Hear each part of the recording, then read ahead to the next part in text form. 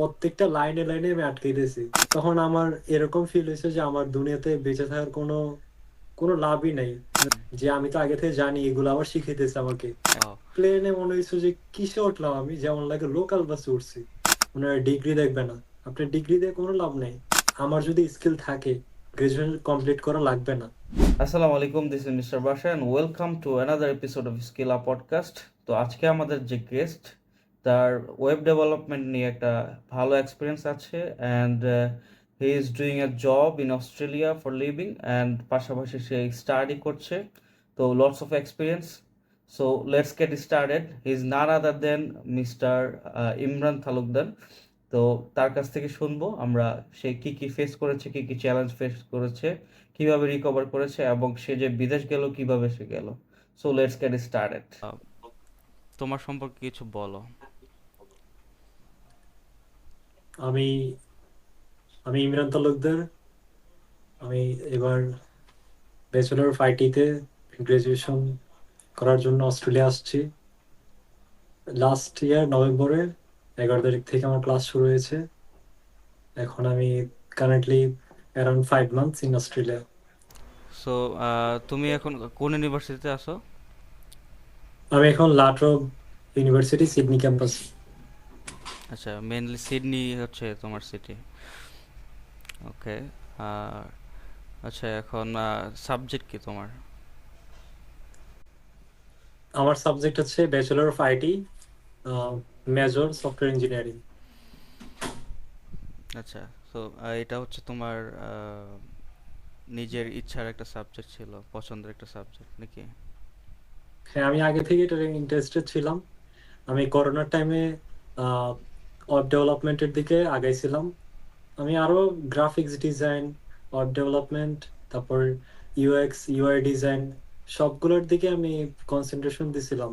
Research করছি কোনটা কিরকম, কোনটাতে আমি গেলে ভালো হয়, কোনটাতে আমার ইন্টারেস্ট কাজ করে। আমি হালকা পাতলা ট্রাই করেছিলাম। পরে দেখলাম যে ওয়েব ডেভেলপমেন্টে আমার কাছে ভালো লাগতেছে, কোডিং করাটা হুম ওইটা হুম কিছুটা ইন্টারেস্টিং মনে হয়েছে, ওইটাতে আমি আগে গেলাম পরে। তুমি আমার কাছ থেকে কিছু সাজেশন নিছিলা, হয়তো প্রথম দিকে তোমার পরীক্ষা শেষে, যে ভাইয়া কিভাবে হ্যাঁ, কি হ্যাঁ, করব।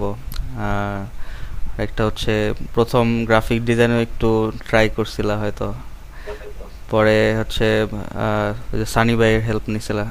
উম, ওইভাবে তুমি ওয়েব ডেভেলপমেন্ট আগাইছো আর কি। সো কীরকম মানে বেসিকটা জানা আছে নাকি ওয়েব ডেভেলপমেন্টে? হ্যাঁ। এখন জিনিসটা হচ্ছে কি, করোনার করোনার টাইমে তখন তো আমি ভার্সিটি এডমিশন টেস্ট দিতেছিলাম। হুম তারপর আপনার থেকে জিজ্ঞাসা করলাম যে গ্রাফিক্স ডিজাইন এগুলাতে কিভাবে কি করা যায়। আমি ওইটাতে অনেক ইন্টারেস্টেড ছিলাম, আমার কাছে ভালো লাগতো ডিজাইন করাটা। কিন্তু তখন অপরচুনিটির জন্য আমি ওইটাতে আগাইতে পারি নাই। আমার ওরকম ভালো ডিভাইস ছিল না। আচ্ছা। যে ল্যাপটপ ছিল ওইটাতে কোডিং করাটা, কোন রকমের কোডিংটা হচ্ছে কোন রকম একটা কম্পিউটার হইলেই হয়েছে, কোডিং এ অত বেশি প্রেসার পড়ে না। বাট গ্রাফিক্স ডিজাইনের জন্য নর্মাল একটা সফটওয়্যার রান করাটাই ওটাতে অনেক টাফ ছিল। এই কারণে আমি আর ওটাতে আগাইতে পারিনি। বাট ইন্টারেস্টেড ওটাতে ছিলাম বেশি। ফোন ট্রাই এরপর করছিলা? ফোনে? ফোন, হ্যাঁ ফোনেও ট্রাই করছি। তখন তো আমার ফোন ছিল কম দামি একটা ফোন, আচ্ছা। রেডমি নোট 8 ছিল। ওইটাতে হুম গেম খেলতে খেলতে বাজে অবস্থা, হুম হুম ওইটা তো চলেই না। আচ্ছা। এরপর আমি ওয়েব ডেভেলপমেন্টের দিকে আগে গেলাম। যাই হোক। হ্যাঁ। দেন। না, এখন আমি আপনার হুম ওয়েব ডেভেলপমেন্টে এইচটিএমএল সিএসএস এগুলা পুরোপুরি কমপ্লিট করছি। ওইটা আপনার জঙ্কার মাহমুদ ভাইয়ের যে প্রোগ্রামিং যে কোর্সটা, হুম ওইটা সানি ভাই থেকে আমি নিয়েছিলাম। নেওয়ার পর ওইটা আমি করলাম। ওইটা থেকে সিএসএস এইচটিএমএল এগুলা মোটামুটি অনেকটা ধারণা এসে পড়ছে। অনেকগুলো ওয়েবসাইট ক্রিয়েট করছি, স্ট্যাটিক ওয়েবসাইট। হুম হুম এরপর জাভা স্ক্রিপ্টের দিকে আগাইতাম, বাট এরপরে অনেক ঝামেলার কারণে আর আগাইতে পারিনি। পরে তো এই যে আম্মুর ডেথ হয়ে গেল, এরপরে কিছুটা সময় ছিলাম, হুম তখন হুম তো কিছুই করি নাই, বাসায় ছিলাম। হুম হুম। তো ওভারঅল এখন তো হচ্ছে তুমি অস্ট্রেলিয়া আছো। সো এখন এই স্কিলসগুলো, যে স্কিলসগুলো তুমি ডেভেলপ করছো, সেটা তো হচ্ছে আগানো পসিবল হয় নাই। যাই হোক, এখন তুমি পুরোপুরি আলাদা একটা সেক্টরে, অ্যান্ড তুমি এখন পড়াশোনার বেশি মনোযোগ দিচ্ছ আর কি, তাই না?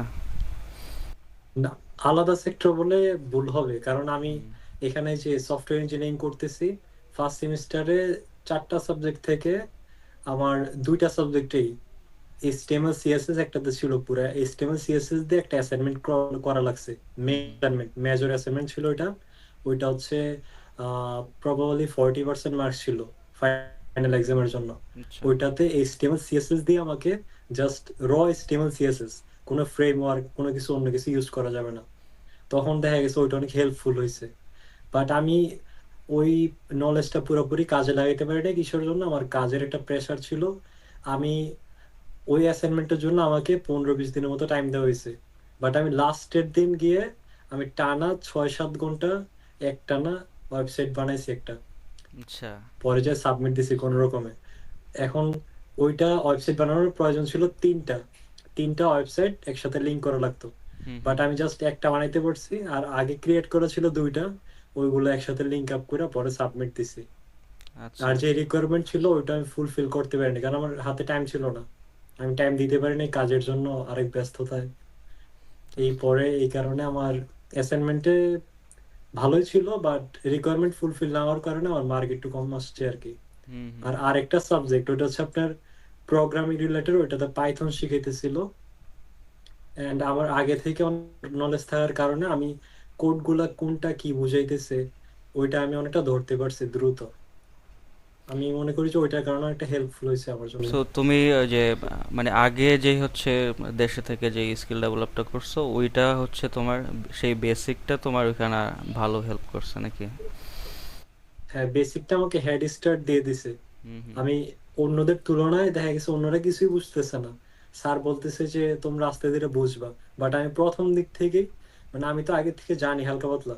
স্যার হুম যখন হুম। বলতেছে আমি আরো ইন্টারেস্টেড হয়ে গেছি স্যারের হুম হুম কথায়, হুম। যে আমি তো আগে থেকে জানি, এগুলো আবার শিখাইতেছে আমাকে। এন্ড রিলেট তখন করতে আমি মজা পারতেছো। পেয়ে গেছি ক্লাসটায়। হ্যাঁ, হ্যাঁ। হুম হুম। বুঝতে পারছি। সো যদি তুমি আরো ভালো করে শিখতে পারতা মানে আগে যাওয়ার আগে যদি ভালোভাবে শিখে নিতা তাহলে তোমার জন্য আরো প্লাস পয়েন্ট হইতো, তাই না?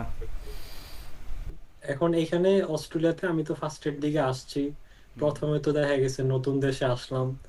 আমি 6-7 দিন, আমি আসছি ওরিয়েন্টেশনের কিছুদিন আগে। হুম হুম। ওরিয়েন্টেশনের আপনার 1-2 সপ্তাহ পরে যে ক্লাস শুরু হয়। হুম আমি হুম। মোটামুটি ভালো টাইম পাইছি একটু ঘোরার জন্য, অস্ট্রেলিয়া একটু একটু দেখছি। আপনার আচ্ছা। মেইনলি অস্ট্রেলিয়া যে অপেরা, হুম হুম। সিডনি অপেরা হাউস, ওইটা তো সবাই যায়। আচ্ছা। মানে যাওয়ার পরে মনে হয় যে কমন একটা জিনিস, এটা কেন মানুষ তো আসে এটা দেখার জন্য। বাট ওইটাই সবার আইকনিক ইন্টারেস্ট থাকে আর কি। আইকনিক প্লেস আর কি।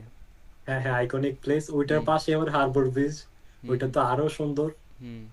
ওইখান থেকে আপনার ফেরিতে করে মেনলি বিচে যাওয়া যায়। আচ্ছা। ওই মেনলি বিচে যাওয়াটার কারণ হচ্ছে ফেরির যে জার্নিটা, ওইটা হচ্ছে আপনার অসাধারণ জার্নি। না আপনি, আচ্ছা। আমি পুরা পাগল হয়ে গেছি ওইটাতে ওঠার পরে। ওয়াও। প্লেনে মনে হয়েছে যে কিসে উঠলাম, আমি যেমন লাগে লোকাল বাসে উঠছি। আর হুম। ফেরিতে ওঠার পরে যেমন লাগে, আমি, আমার শরীর মানে একদম পুরো হালকা হয়ে গেছে, যেন আমি আকাশে ভাসতেছি। আচ্ছা। তার মানে এরকম ফার্স্টের দিকে, হুম হ্যাঁ, 6-7 দিন আমি কোনো কাজ টাজ দেখি নাই। বড় ভাইরা বলছে তুমি আসছো একটু ঘুরো।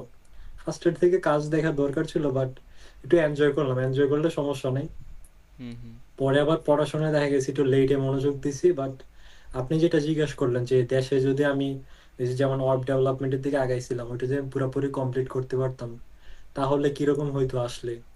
আমি এখন যেটা বুঝতেছি, আমি যদি আগে জাভা স্ক্রিপ্ট শিখাইতো এখানে, তারপর জাভা স্ক্রিপ্টের ফ্রেমওয়ার্ক আছে, হুম। মানে ওয়েব ডেভেলপমেন্ট করতে যা যা লাগে ওই আচ্ছা। কোর্সটাতে সব আছে। ওইটা যদি আমি কমপ্লিট করে আসতে পারতাম তাহলে আমি অনেকটা দেখা গেছে এক্সপার্ট না হইলেও বিগিনার তো না, মিডিয়াম লেভেলের, ইমিডিয়েট লেভেলের হুম একটা হুম। ইন্টারমিডিয়েট। প্রোগ্রামার হয়ে যেতাম আর কি। হুম হুম হুম। ইন্টারমিডিয়েট লেভেলের হুম হুম। ওরকমটা হলে হচ্ছে কি, এই দেশে আপনার মানুষে বলে যে এখানে তো দেশ থেকে কোনো স্কিল ডেভেলপ করে আসলে এখানে কাজে লাগানো যায় না, সবে পার্ট টাইম জব, কোনো রেস্টুরেন্টে বা কোনো ক্লিনিং কোম্পানি বা কোনো একটা এজেন্সিতে ঢোকা লাগে। হুম হুম। এইসব মানে পার্ট টাইম জবে করা লাগে তোর ওই। দেখা গেছে কি, আমি ফ্রেন্ডে জিজ্ঞাসা করছি যে বন্ধু আমি তো এরকম করতেছি, আমার কি ওটাই কোনো কাজে লাগবে কম্পিউটার স্কিলটা?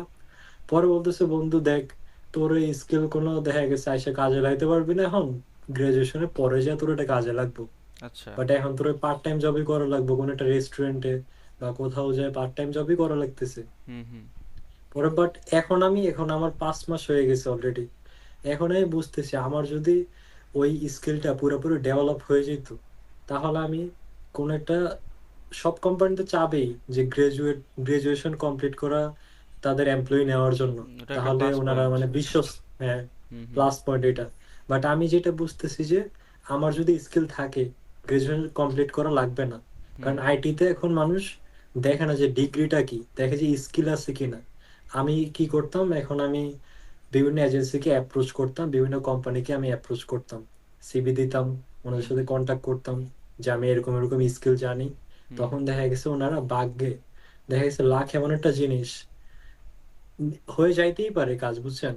এখানে এরকম না যে আপনার গ্রাজুয়েশন কমপ্লিট করা লাগবেই, আপনি ভালো স্যালারি একটা জব পাইয়ে যাইতেই পারেন। এটা লাখের উপরে ডিপেন্ড করার একটা, হুম হুম। যে কাজ পাওয়াটা, আর ভালো কোম্পানি পাওয়াটা এটা লাখের উপরে ডিপেন্ড আর করে। স্কিলস থাকলে তোমার যে ট্রাই করার যে একটা মানে একটা ইচ্ছাটা কিন্তু আরো বেশি বেড়ে যায়, যে আমার স্কিলস আছে, এখন যদি আমি ট্রাই করি তাহলে কিন্তু আমার লাকটা ফেভার করলেই হয়ে গেল, তাই না? আর আপনার এখানে যে আসছি, আমি যে পার্ট টাইম জবের জন্য অ্যাপ্লাই করছি, হুম প্রত্যেকটা জায়গাতে ওনারা চাবে যে এক্সপিরিয়েন্স পার্সন। এখন আমার সিভিতে আমি বিভিন্ন, দেখা গেছে আমি দেশে কোনো কাজ করি নাই কখনো, হুম কিছুই করি নাই, না ওয়েটারের কাজ করছি, না সেলস পার্সন, কিছুই করি নাই। হুম এখন আমার ভুয়া একটা সিভি বানানো লাগতেছে যে আমার এভাবেই দেয়া লাগতেছে আমি দেশে একটা কাজ করে আসছি। হুম মানে এইসব জবের জন্য তো এক্সপিরিয়েন্স লাগে না, বাট ওনারা চাইবে যে এক্সপিরিয়েন্সড একটা পার্সন নেওয়ার জন্য। সো আমি যখন আহ ভুয়া একটা কিছু যেটা কিনা আমি করি নাই, হুম সেটা যখন ওনাদেরকে দেওয়া লাগতেছে, ওনাদের সাথে বলা লাগতেছে যে কনফিডেন্সের সাথে যে আমি করছি আগে, মানে বললেও তো দেখা গেছে আমি যে আসলে করতাম, আমি অন্যরকম একটা কনফিডেন্সের সাথে আমি বলতে পারতাম ওনাদেরকে। জিনিসটা হচ্ছে এরকম, আমি চাইলে এখন আমি কোম্পানিকে অ্যাপ্রোচ করতে পারবো যে আমি ওয়েব ডেভেলপমেন্ট জানি, বাট আমি যদি ওরকম স্কিলড হই, তাহলে আমি ওনাদেরকে ওরকম ভাবে কনফিডেন্সের সাথে বলতে পারবো। হুম তাহলে হুম দেখা গেছে ওনারা আরো এখানে দেখা গেছে জিনিসটা অস্ট্রেলিয়াতে আপনি যতটা ওনাদেরকে কনফিডেন্সের সাথে বলতে পারবেন, বুঝাইতে পারবেন যে আপনি আসলেই ওনাদেরকে অনেক হেল্পফুল হবেন, ওনারা আপনাকে দিয়ে অনেকটা প্রোডাক্টিভ কাজ করতে পারবে, তখন দেখা গেছে ওনারা আপনাকে নিয়ে নিবে। যদি আপনি কিছু জানেন না, ধরেন আপনি হালকা পাতলা জানেন, তারপরে ওনারা আপনাদেরকে শিখাবে, শিখানোর পরে ওনারাই আবার আপনাকে ইউজ করবে, বুঝছেন নি। সো এক্সপিরিয়েন্স অ্যান্ড জিনিসটা স্কিলস এরকম। ম্যাটার করে আর কি অনেক সময়।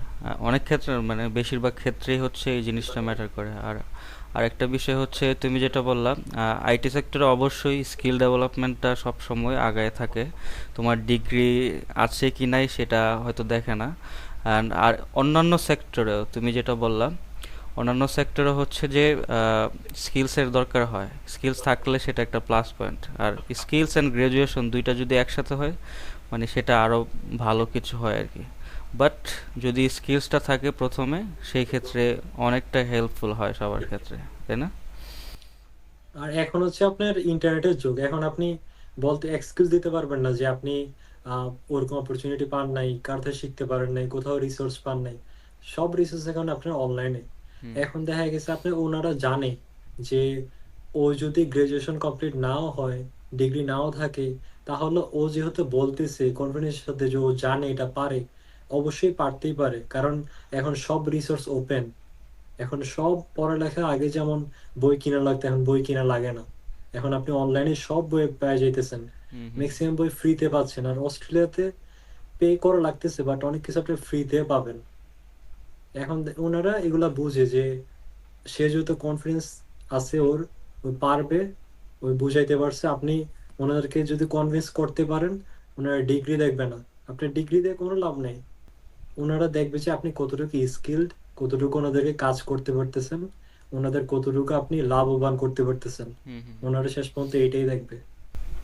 বুঝতে পারছি। তো যাই হোক, এই স্কিলস ডেভেলপমেন্ট অ্যান্ড সব কিছু নিয়ে আমরা আরও সামনে পরে কথা বলবো। এখন আসলে ইনশাল্লাহ। জানতে চাচ্ছি যে তুমি আসলে শুরুটা কিভাবে করছো, তুমি যে অস্ট্রেলিয়া গেলা। অনেকে তো হচ্ছে, যেমন আমাদের রিসেন্টলি এইচএসসি শেষ হয়েছে অ্যান্ড অ্যাডমিশন টেস্টও অনেকের চলে গেছে। সো অনেকে হচ্ছে অ্যাডমিশন টেস্ট দেয়, পাবলিকে চান্স নেওয়ার ট্রাই করে, পাবলিকে না হলে প্রাইভেটে পড়ে, অথবা কেউ ন্যাশনালে ভর্তি হয়ে যায়। সো বিভিন্ন জন বিভিন্ন দিকে যায় আর কি, কেউ বাইরেও ট্রাই করে। সো তোমার আসলে মানে ইন্সপিরেশনটা কোথায়, তুমি আসলে কোন জায়গা থেকে শুরু করলা যে আসলে তুমি অস্ট্রেলিয়া যাবা, নাকি অস্ট্রেলিয়া শুধু যাইতে চাইছো, নাকি আরো অন্যান্য কান্ট্রি তো তুমি ট্রাই করছো আসলে, তুমি কিভাবে কি করলা একটু শুরু থেকে বলো। আমি ব্যাচেলর কমপ্লিট, আমি এইচএসসি কমপ্লিট করলাম 2021-এ। তখন কমপ্লিট করার পরে আমি চিন্তা করলাম যে না, আমি একটা দেশে পাবলিক ইউনিভার্সিটিতে পড়বো, বাইরে যাওয়ার এখন আমার কোনো ইন্টেনশন নাই, আমি হুম পাবলিকের জন্য ট্রাই করব। তখন আমি ঢাকা থেকে মেসে থেকে আমি পড়াশোনা করলাম, আমি কোচিং করলাম, পরে পাবলিক ইউনিভার্সিটিতে ট্রাই করলাম। বাট ওই কোচিং এর টাইমে দেখা গেছে কি আমি ডেলি পড়াটা আমি ডেলি পড়ি নাই কি জন্যে, ফার্স্টের দিকে ভাবছি যে এটা তো অল্প স্বল্প পড়া, আমি পরে পড়ে নিতে পারবো, আচ্ছা। পড়াটা একসাথে জমে গেছে। হুম পরে যখন এক্সামের টাইম এসে পড়তেছে, গণে আসতেছে, তখন দেখা গেছে দিন রাত আমি পড়াশোনা করতেছি, বাট সময় তো আমি লস করে ফেলছি অনেক। হুম হুম। তখন এই কারণে আমি আমি যেটা এখন মানে দিশেহারা ছিল মানুষ তো নাকি? মানুষ হ্যাঁ, হ্যাঁ, হুম এখন দেখা গেছে আমি নিজে তো জানি, মানুষ তো বলবে যে আমি অনেক পরিশ্রম করছি, অনেক পড়ালেখা করছি, হুম হুম তারপরেও চান্স পাইনি, এটা ভাগ্যে। বাট আমি বলবো যে আমি আমার 100% দিতে পারিনি, এই কারণে আমার কোথাও চান্স হয়নি। হুম হুম পরে আমি ঢাকা ভার্সিটি আরো অন্যান্য ভার্সিটি সবগুলোতে আমি ট্রাই করলাম, বাট হলো না। হুম আমি তো এমনিতে হতাশ। পরে আমার ফ্যামিলিকে আমি বুঝালাম যে একটা বছর যাক, আমি নেক্সট ইয়ার আবার ট্রাই করব, পাবলিকে চান্স হইলে অনেক কিছু শিখতে পারবো, অনেক ভালো হবে, হুম হুম প্রাইভেটে না পড়াচ্ছে বেটার। হুম বুঝানোর পরে ওনারা বুঝলো যে না, আচ্ছা ঠিক আছে, ছেলে অনেক ঢাকা থেকে পড়ালেখা করছে। ওনারা তো জানে না যে আমি কতটুকু করছি, আমি তো বলছি যে না আমি পড়ালেখা করছি, হুম। আরেকটা হচ্ছে পরিশ্রম তুমি করছি। ভালো একটা কলেজে ছিলা, সিটি কলেজে ছিলা না? হ্যাঁ, হুম হ্যাঁ, সিটি কলেজে ছিলাম। ওনারা ভালোই পড়াইছে, আর আমি এইচএসসির আগে ভালো করেই পড়াশোনা করছি। হুম আহ, আমি আলহামদুলিল্লাহ আপনার পড়াশোনায় এত খারাপ ছিলাম না, ভালো করে পড়লে ইনশাল্লাহ পাবলিকে চান্স হয়ে যেত। হুম। পাবলিক তোমার তো ইউনিভার্সিটিতে পরীক্ষার সময়, হুম বলো। হ্যাঁ, না, ইউনিভার্সিটি এক্সামের টাইমে দেখা গেছে কি আপনার কোশ্চেন গুলো অনেক ইজি আসে, বেসিক থেকে আসে, আপনার মনে হবে যে এটা তো ইজি কোশ্চেন, ইজি কোশ্চেনটা যত ইজি কোশ্চেন আপনি ওটাতেই মিস করে আসবেন। কি কারণে দেখা গেছে আপনার ওই টাইমের একটা দৌড় থাকে যে এত এতক্ষণ সময় আছে, প্রত্যেকটা এমসিকিউর জন্য আমার 15 সেকেন্ড, 30 সেকেন্ড, 45 সেকেন্ড এরকম টাইম থাকে। ওই হুম হিসাব করে আমার দ্রুত আগানো লাগে। অনেকে আপনার কি করে এমসিকিউ জানে সি অ্যান্সার হবে, ভুলে বিতে গোল করে ফেলে, পরে দেখে যে সি অ্যান্সার, আচ্ছা। সাথে সাথেই দেখে যে ভুল করে ফেলছে। এরকম দেখা গেছে আপনার ওই জানা কোশ্চেনও পারা যায় না, আবার অনেক বেসিক থেকে কোশ্চেন করে মনে করে যে এগুলোতে পারি পারি মনে করে দ্রুত দাগায় ফেলে, এইগুলাতে আপনার দেখা গেছে ভুল আরো বেশি হয়ে যায়। যাই হোক, আমি আপনার আহ, যেটা বললাম যে 100% দিতে পারিনি, এই কারণে আমার হয় নাই। আচ্ছা। পরে সেকেন্ড টাইম যখন ট্রাই করার চিন্তা করলাম, আর হুম আমার আম্মুর একটা ইচ্ছা ছিল যে আমি দেশের বাইরে যেয়ে পড়ালেখা করব। আমার কাজিন একজন, উনি অস্ট্রেলিয়া আসছে, এই কারণে আরো দেখা গেছে আমার রিয়াদ। আম্মু তো, হ্যাঁ, হ্যাঁ, আচ্ছা। রিয়াদ ভাই হুম রিয়াদ ভাই চলে আসছে অস্ট্রেলিয়াতে। পরে আমার আম্মু তো আরো বেশি, যখন রিয়াদ ভাইয়ের কথা শোনে যে হুম রিয়াদ ভাই অস্ট্রেলিয়া আছে, তখন আম্মু চিন্তা করে যে আমার ছেলেরা আমি পাঠাবো। আমি তো আর আম্মুর মনের কথা জানি না যে কি চিন্তা করে না করে, হুম হুম। বাট আম্মুর থেকে ইচ্ছা ছিল যে আমাকে বাইরে আইএলটিএস করে পাঠাবে। আচ্ছা। বাট আমার নিজের ইচ্ছা ছিল যে না, আমি আইএলটিএসটা পরে করবো, আমি ভার্সিটি পরীক্ষা দেব। পরে যাই হোক, পরে যখন বুঝালাম তখন টাকা পয়সার একটু ক্রাইসিস ছিল, এই কারণে আরো আইএলটিএস এর দিকে আমি আগাই নাই। চিন্তা করলাম সেকেন্ড টাইম পরীক্ষা দিব ভার্সিটির জন্য, সেকেন্ড টাইম ইনশাল্লাহ হবে। মেডিকেলের জন্য প্রিপারেশন নিতেছিলাম, মেডিকেল দিব সেকেন্ড টাইম। বাট আনফরচুনেটলি আমার আম্মু মারা গেল ট্রাক অ্যাক্সিডেন্টে। ওইটা আপনার জানুয়ারি 8 তারিখে মারা গেছে, দুই হাজার হুম। তেইশ সালে পরে তো আমার পুরো একদম দুনিয়া একদম, কি উল্টাই বলবো, গেছে। তো হ্যাঁ, তখন আমার এরকম ফিল হয়েছে যে আমার দুনিয়াতে বেঁচে থাকার কোনো কোনো লাভই নাই, মানে দুনিয়াতে আমি থাকবোই করতে, আর আমি কি করব, কার জন্য করব আমি। আগে একটা মোটিভেশন ছিল যে আম্মুর একটা ইচ্ছা আছে, আম্মু দেখা গেছে সবার সাথে কথা বলতো যে আমি ইউনিভার্সিটিতে পরীক্ষা দেবো, আমার থেকে বেশি উনি এক্সাইটেড, বলতো যে আমার ছেলে তো এই জায়গায় পরীক্ষা দিব, ও তো এই জায়গায় যায় পরীক্ষা দিছে, আরো জায়গায় দিতেছে, এরকম আমার থেকে বেশি উনি বেশি এক্সাইটেড। দেখা গেছে আমার আম্মার এক্সাইটমেন্ট দেখে আমি আরো বেশি পড়াশোনা করার লাগে ইন্সপায়ার্ড হইতাম। পরে যখন আম্মুই নাই, এখন তো আমার সব শেষ। আমি পুরো একদম ভেঙে পড়ে গেছিলাম। আমি 3 মাস প্রায় বাড়িতে ছিলাম, কিছুই করিনি, না কোনো দিকে কিছুই আমি করিনি। তখন আমি বাড়িতে ছিলাম, মনোযোগ তো খাওয়া। থাকার কথা না আসলে, এই তখন সময়টা অনেক কঠিন। বলো। কারণ এই একটা বয়সে আমার তো এখন আমি কাজ করি না। আমার ইচ্ছা আছে যে আমি কাজ করব, আমার আম্মুকে আমি খাওয়াবো, না আমার ফ্যামিলিকে, আমার বাবা মাকে আমি দেখবো, হুম ওনারাও দেখবে কাজ করতেছি, টাকা আর্ন করতেছি। মানে ওইটা আমার কাছে অনেক বেশি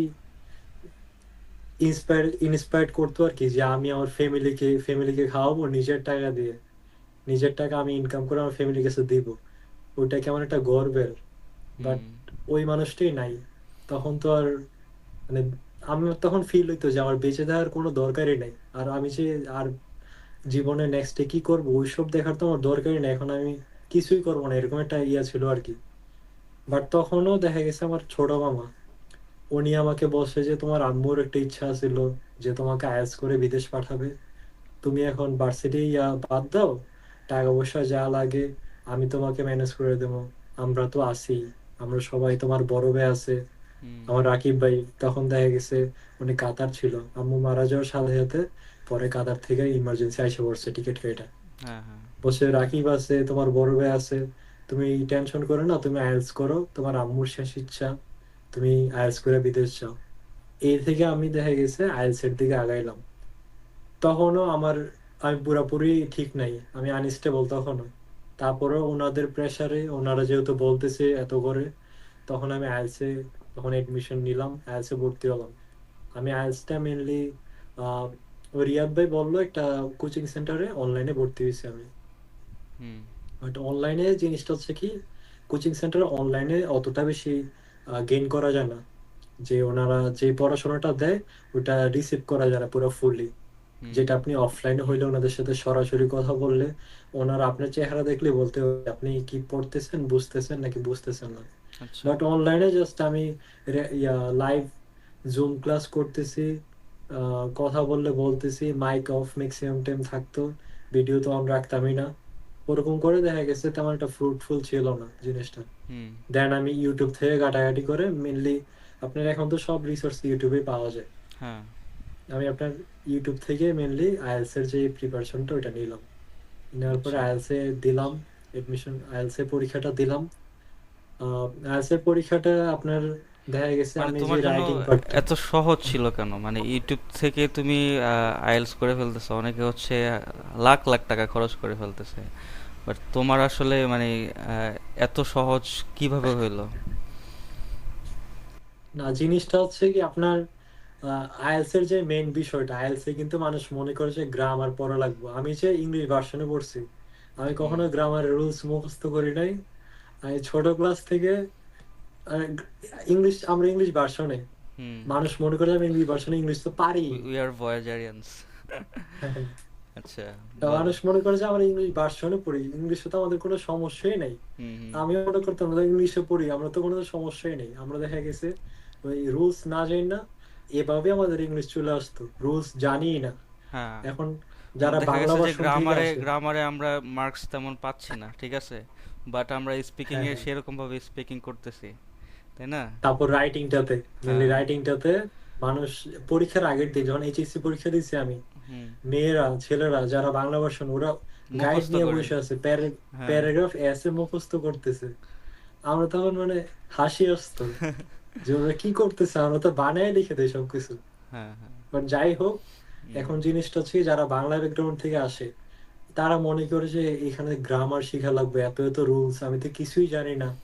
এ- এইটা থেকে দেখা গেছে ওনারা ভয় পেয়ে যায়, মানে আর ভয়ের কারণে আগাইতেই পারে আসলে না। আগাইতে পারে না, মানে ইংলিশটা হচ্ছে একটা ল্যাঙ্গুয়েজ আমার কাছে যেটা মনে হয়েছে। কারণ অনেকে হয়তো জানে আমি ইমরান আমরা একই স্কুলের স্টুডেন্ট। তো বয়েজের আমরা ছিলাম ইংলিশ ভার্সনে, ইংলিশ মিডিয়াম না ইংলিশ ভার্সন। সো সেই ক্ষেত্রে আহ, আমাদের কাছে মনে হয়েছে কি যে ইংলিশটা একটা ল্যাঙ্গুয়েজ, আমরা বাংলায় যেরকম কথা বলি ইংলিশটাও সেরকম আরেকটা ভাষা। সো এখানে গ্রামার মানতে হবে এরকম কিছু না। আমরা কয়জন আসলে বাংলা গ্রামার জানি?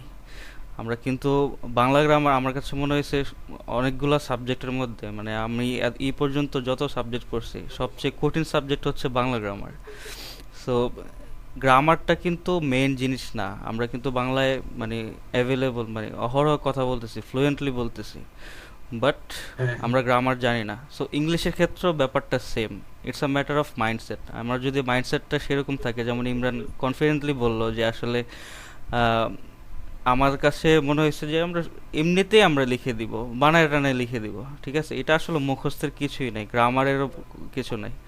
জাস্ট এখানে হচ্ছে মাইন্ডসেটটা যে এটা একটা ভাষা, আমি যেমন যেমন বাংলায় কথা বলতেছি আমি ইংলিশেও সেভাবে কথা বলতে পারবো। Exactly right. আর হ্যাঁ, আর হুম আপনি জিনিসটা দেখেন যে আমাদের কিন্তু ইংলিশ হচ্ছে ইন্টারন্যাশনাল ল্যাঙ্গুয়েজ। হুম ইন্টারন্যাশনাল ল্যাঙ্গুয়েজ হওয়ার কারণে বাংলাদেশে এটা সেকেন্ড ল্যাঙ্গুয়েজ হিসাবে ধরা হয়। আর অনেক জায়গাতেই কাজের ক্ষেত্রে, জব সেক্টরে, সব জায়গাতেই ওনারা দেখেছে ক্যান্ডিডেটটা ইংলিশ পারে কিনা। ওনারা যে হুম এমপ্লয়ি হায়ার করবে, ওনারা দেখেছে ইংলিশ ল্যাঙ্গুয়েজ কতটুকু দক্ষতা আছে।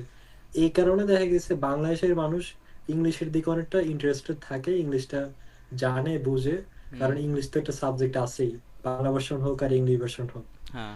এই কারণে আমরা ওটার সাথে পরিচিত অনেক, আমরা ইংলিশ মুভি দেখি, তারপরে অনেক কিছু ইংলিশ কন্টেন্ট আমরা রিসিভ করি, ইংলিশে অনেক কথাও বলি। এই হুম কারণে দেখা গেছে আমাদের সাথে এটা পরিচিত একটা জিনিস। বাট আপনি দেখেন যারা জাপানে যায়, ওরা কত, জাপানিজ তো কত কঠিন, জাপানিজ, চাইনিজ, হুম ওরা এইটা শিখা চলে যায় 3 মাসের মধ্যে, 2.5 মাসের মধ্যে। তো ইংলিশ কেন আমরা পারবো না? আমার তো ইংলিশ 1-1.5 মাসেই হয়ে যাবে, হুম হুম মানে কনফিডেন্স থাকলে। এখন আমি যেটা বলবো যে মেনলি আপনার ভয়ের কারণে, যে আইএলটিএস মানুষ মনে করে যে, আরেকটা জিনিস দেখেন, আইএলটিএস পরীক্ষা দিতে 21,000 টাকার মতো, 21,000 আর 20,000 প্লাস হুম টাকা হুম। লাগে। হ্যাঁ। এটা কিন্তু কম অ্যামাউন্ট না আমাদের জন্য। হুম। বাংলাদেশে কিন্তু আমরা কিন্তু ধনী পরিবারের আমাদের ছেলে মিডল না যে, ক্লাসে বেশি। হ্যাঁ হ্যাঁ, মিডল ক্লাসই বেশি। হুম আমরা কিন্তু দেখা গেছে 5 টাকা খরচা করব, ভেবে চিন্তে খরচা করি। হুম। এই কারণে যে একটা পরীক্ষা দেওয়ার পরে নেক্সট টাইম আরেকবার ট্রাই করব, ওইটার জন্য আর ইয়া থাকে না। মেন্টালিটি মেন্টালি থাকে আমরা না, প্রিপেয়ার্ড না, আবার ফ্যামিলি থেকেও দিবে কিনা সাপোর্ট ওইটা পাওয়া একটা যায় না। আশঙ্কা থাকে। এই কারণে মানুষ চিন্তা করে 20,000 প্লাস টাকা দিয়ে আমি পরীক্ষাটা দিব, ওই ভয়টাও ভিতরে কাজ করে যে এত টাকা দিয়ে আমি পরীক্ষা দিতেছি, আমার যদি খারাপ হয়, ইন কেস আল্লাহ না করুক খারাপ হইলে তো কিছু করার নেই, হুম খারাপ হয়ে গেলে তখন তো পুরো টাকাটা মাইর। এই চিন্তা করে আরো বেশি ভয় ঢুকে যায় ভিতরে, কিভাবে আইএলটিএস করবো। হুম হুম আইএলটিএস করে মানুষে কমপ্লিট, বাট হুম পরীক্ষা দিবে না। দিবে না কি কারণে? ওই ভয় পাইতেছে। হুম। এরকম প্রিপেয়ার্ড না না, যে ও মনে পারে হচ্ছে না। যে আমি প্রিপেয়ার্ড না। হ্যাঁ হ্যাঁ, আবার মনে এখন হয় যে যদি প্রিপেয়ার্ড না, পরীক্ষা, বাট হুম, এক্সাম দিয়ে হ্যাঁ যদি আমি পাস না করি বা টিকতে না পারি, ভালো মার্কস না আনতে পারি, তাহলে তো আমার টাকাটা লস গেল, আমি আর একটু পরে দিই এরকম পরে পরে করতে করতে আর করা হয় না নাকি। হ্যাঁ, 5,000 10,000 টাকা হইলে মানা যায়। 20,000 টাকা, হুম যেটা হুম। কিনা অনেকের 1 মাসের স্যালারি থেকেও বেশি পড়া যায়। হ্যাঁ। যারা হচ্ছে এই যে গ্রাজুয়েশন কমপ্লিট করে কোনো একটা জবে ঢুকে, 15-20 হাজার টাকা স্যালারি থাকে, 25,000 বেসিক টাকা থাকে। একদম বেসিক হচ্ছে 10-15 হাজার টাকা হয় আর কি, বেসিক বেতন। হ্যাঁ হ্যাঁ হ্যাঁ, হুম ওই প্রায় একজনের 1 মাসের বেসিক বেতনের পরিমাণ। যেমন একটা ফ্যামিলি 1 মাস পুরা আরামসে চলে যেতে পারো 20,000 টাকা দিয়ে, হুম ওই হুম টাকা আমি খরচা করতেছি। ওই চিন্তা করে দেখা যাচ্ছে আরো ভয় ঢুকে যায়। আর আমার যে বিষয়টা, আমি ইংলিশের সাথে আগে থেকে পরিচিত, ভার্সনে পড়লাম, কলেজেও তো ইংলিশ ভার্সনেই ছিলাম। এই কারণে আমি ওইটার সাথে পরিচিত ছিলাম। আর আইএলটিএস এর যে মেইন জিনিসটা, যে বাংলা ভার্সন হোক আর ইংলিশ ভার্সন, হুম এখানে ভয় না পাওয়ার বিষয়টা কি, আইএলটিএস হচ্ছে গ্রামারটা আপনার টেস্ট করবে না। আপনার টেস্ট করবে যে আপনি ইংলিশ জানেন কিনা, আপনি বলতে পারেন কিনা, আপনি ইংলিশ ভাষাটায় কনভারসেশন করতে পারেন কিনা, কমিউনিকেশন করতে পারেন কিনা। হুম। মেনলি ওইটা হচ্ছে ইংলিশটা। এখানে আপনার গ্রামার যে আপনি পিএইচডি করতে যাবেন এরকম না, এখানে আপনি ইংলিশ ভাষাটা শিখতেছেন। জাস্ট তো ভাষা শিখা, আমি হ্যাঁ আমার মানে এক্সপ্রেশনটা দিতে পারতেছি কিনা, মানে আমি যেটা এক্সপ্রেস করতে চাচ্ছি সেটা আমি পারতেছি কিনা, একজনকে বুঝাইতে পারতেছি কিনা যে আমি কি চাচ্ছি, আসলে আমি কি খাবার চাইতেছি নাকি পানি চাইতেছি নাকি কি চাইতেছি, এটা বুঝাইতে পারতেছি কিনা, এটাই তো। আর তেমন কিছু তো লাগতেছে না, তাই না? হ্যাঁ হ্যাঁ, আপনার ভাষাটা আপনি বাংলাতে প্রকাশ করলে আপনার যে এক্সপ্রেশনটা, আপনি হুম একটা পানি চাবেন, খুঁজবেন যে হুম বাংলায় বললে বাংলা ভাষা, আর ইংলিশে বলতে পারলে জাস্ট ওই আপনি মনের ভাবটাই আপনি ইংলিশে প্রকাশ করবেন, ওইটাই ইংলিশ ভাষা। আপনার এখানে গ্রামার রুলস, এত রুলস এগুলো মানা লাগবে না। আপনি জাস্ট কোন রকম ইজ ফর এগুলা না দিয়েও যদি আপনি বলেন, সেন্টেন্স মেক করেন কোন রকমে, ওনারা এটা বুঝে নিবে। যারা ইংলিশ, ইংলিশ যাদের হচ্ছে মেইন ল্যাঙ্গুয়েজ, যেমন হ্যাঁ অস্ট্রেলিয়া, আমেরিকা, কানাডা। হুম কানাডা হচ্ছে ফ্রান্স, ফ্রেঞ্চ প্লাস ইংলিশ, হুম ওইটা একটু মানে ডিফারেন্ট। ইংল্যান্ডে হচ্ছে তাদের মেইন মাতৃভাষা হচ্ছে ইংলিশ। হ্যাঁ, হুম ইংল্যান্ড, ওইখানে হচ্ছে ইংলিশ। ওনারা দেখা গেছে আপনার দেখবে না যে আপনার গ্রামার ঠিক আছে কিনা, আপনি ভুল করতেছেন কিনা। ওনাদের দেখবেন, আপনি তাকাবেন কথা বলার সময়, ওনারা কোনো রিয়েকশনই দেখবেন পাইবেন না আপনি ওনাদের কাছ থেকে, যে আপনি ভুল করতেছেন। হুম আমরা হুম তো বাংলাদেশে ইংলিশে কথা বললে ভুল করলে একটা রিয়েকশন আসে সামনের মানুষ থেকে, কিছু না বললেও একটা একটু মানে রিয়েকশন দেখা যায়। বাট হুম এখানে রিয়েকশন দেয়ই না ওনারা। ওনারা যেমন লাগতেছে ওনারা আমার কথা পুরোপুরি বুঝতেছে, মানে ওনার হচ্ছে মেইনলি অনেক ট্রাই করে হার্ড কথাটা বুঝার জন্য। আমি মিস্টেক করতেছি, মেজর মিস্টেক করে ফেললে তখন তো ভাষাই পুরো চেঞ্জ হয়ে যায়, হুম অর্থই পুরো চেঞ্জ হয়ে যায়। তখন দেখা গেছে ওনারা ট্রাই করে হার্ডলি এটা বুঝার জন্য। বাট এমনিতে ছোটখাটো মিস্টেক হইলে ওনারা এটা কেয়ারই করে না, বুঝছেন? কিন্তু এটা ওটা কেয়ার করার গ্রামারের দিকে কথাও কেয়ারই না, করে না। কেয়ার করার কথাও না। আর গ্রামার এই হচ্ছে যে আমরা বাংলাদেশে, হুম বাংলাদেশে যে কথা বলি আমরা, কিন্তু বাংলা গ্রামারের দিকে আমরা তাকাই না। জাস্ট উনি ঠিকঠাক এক অঞ্চলের ল্যাঙ্গুয়েজ আরেক অঞ্চলের ল্যাঙ্গুয়েজ এগুলো দেখা গেছে বাংলা রুলস অনেকে মেনটেন করেই না।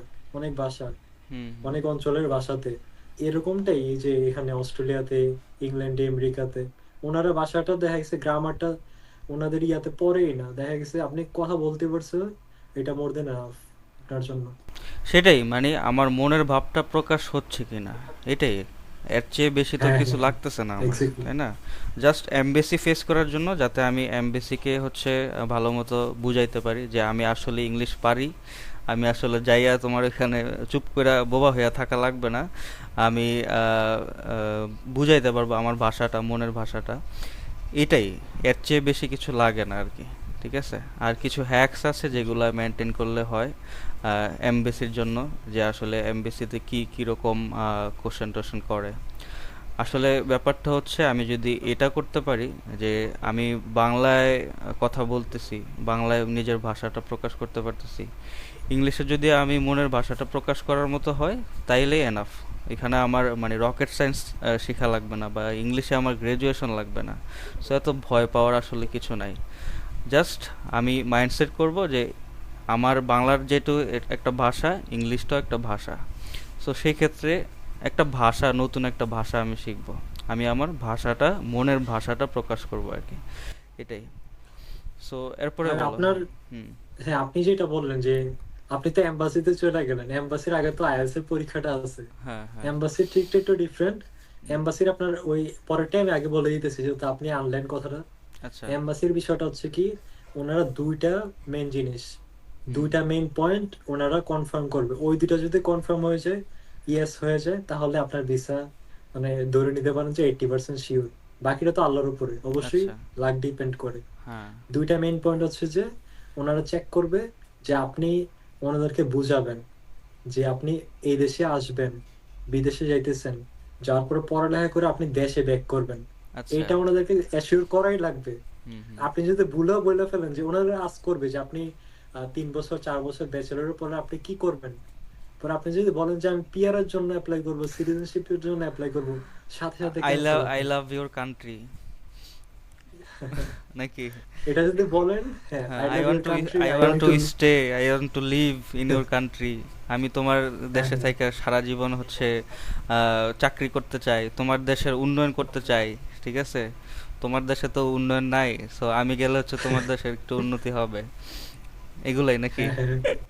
আপনি যদি বলেন যে আমি আপনার দেশের জন্য কন্ট্রিবিউট করতে চাই, আই ওয়ান্ট টু কন্ট্রিবিউট হ্যাঁ ফর ইউর কান্ট্রি আফটার হ্যাঁ মাই গ্রাজুয়েশন, হ্যাঁ ওনারা বলবে তোমার দরকার আমার নাই, এখানে অনেক কামলা আছে, হ্যাঁ, অনেক গ্রাজুয়েশন করে পাবলিক উই আছে। আর এনাফ, উই আর ডেভেলপড। হ্যাঁ আচ্ছা বল। আর তারা তারপরে তো ডেভেলপড কান্ট্রি দেখেই তো নিতেছে, হ্যাঁ আর আমরা ডেভেলপ কান্ট্রি দেখেই তো আমরা অ্যাপ্লাই করতেছি। হুম, আমরা অ্যাপ্লাই করতেছি কারণ তাদের এখানে হচ্ছে বেটার অপরচুনিটি আছে, বেটার এডুকেশন আছে। সো তাদের কাছ থেকে আমরা সেই বেটার অপরচুনিটি, বেটার এডুকেশনটা হচ্ছে আমরা নিব। তাদের কাছ থেকে শিখে তারপর হচ্ছে আমরা আমাদের যে ডেভেলপিং কান্ট্রি, তারা হচ্ছে অলরেডি ডেভেলপড, সো আমরা আমাদের ডেভেলপিং কান্ট্রিকে কিভাবে ডেভেলপ করব সেটা চিন্তা করব। আমরা পড়াশোনা করে হচ্ছে তাদের যেই সিস্টেমগুলা সেগুলো আমাদের এখানে ইমপ্লিমেন্ট করার চেষ্টা করব, করে তারপর হচ্ছে আমরা নিজের দেশকে আগায় নেওয়ার চেষ্টা করব। সো আমরা এটা কখনোই এক্সপ্রেস করব না যে আসলে আমরা তাদের এখানে থেকে যাওয়ার জন্য অ্যাপ্লাই করতেছি, যাইতেছি, রাইট? হ্যাঁ, হুম। হ্যাঁ, এটাই। আপনি এই যে এটা এটা হচ্ছে ফার্স্ট পয়েন্ট গেল। আর যে আইএলস এর যে ব্যাপারটা, হুম। এখন আমি আইএলস এর ব্যাপারে আসলাম। আইএলস এর বিষয়টা হচ্ছে কি, আইএলস এর পরীক্ষাটা, ওইটা একটা এক্সামিনার নিবে। এক্সামিনারকে আপনি বুঝাইতে পারলেই হয় যে আপনি ইংলিশটা জানেন। আর এক্সামিনারের সাথে কখন জাস্ট স্পিকিং এ আপনি 10 থেকে 12 মিনিট ম্যাক্সিমাম, মাঝে মধ্যে একটু এক্সটেন্ড হয়, কখন হয়, যখন হচ্ছে আপনি মুখস্থ অ্যান্সার দিবেন, একটু চুরি করার ট্রাই করবেন আপনি, তখন যখন আপনি এক্সামিনারকে আপনি কনফিউজ করে ফেলবেন যে আপনি যে পারেন ইংলিশটা, এটা উনি কনফিউজ যে আপনি পারেন কি পারেন না, তখন উনি আপনাকে দেখা গেছে 10 মিনিট না, আপনার 20 মিনিটও চলে যেতে পারে স্পিকিং এ, মানে মানে উনি তো আমি কনফার্ম করতে পারি নাকি পারতেছে না। আমি আসলে মুখস্থই বলতেছি, আমি কি আসলে ইংলিশটা বুঝতেছি নাকি আসলে মুখস্থই বলতেছি, এটাই তো তারা দেখার চেষ্টা করে নাকি? হ্যাঁ, এটা যখন উনি কনফার্ম করতে পারতেছে না, তখন উনি আপনাকে কমপ্লেক্স কমপ্লেক্স কোশ্চেন করব, যেগুলো আপনি নর্মাল যে কিনা ইংলিশ জানে সেটা আটকায় যাইব, ওরকম কমপ্লেক্স কোশ্চেন করে আটকানোর চেষ্টা করব। তখন যদি পুরো আমরা থাইমা যাই, তখন বুঝবে যে না, ছেলেটা তখন মুখস্থ অ্যান্সার দিছে। আর আপনি যে আটকে হইলে আপনি বুঝাইতে পারেন ঠিক মতো, হুম। তাহলে হচ্ছে না, ঠিক আছে, ছেলেটা মুখস্থ না, সে ভালোই আগের গুলা দিছে, ঠিকঠাক মতো ছিল।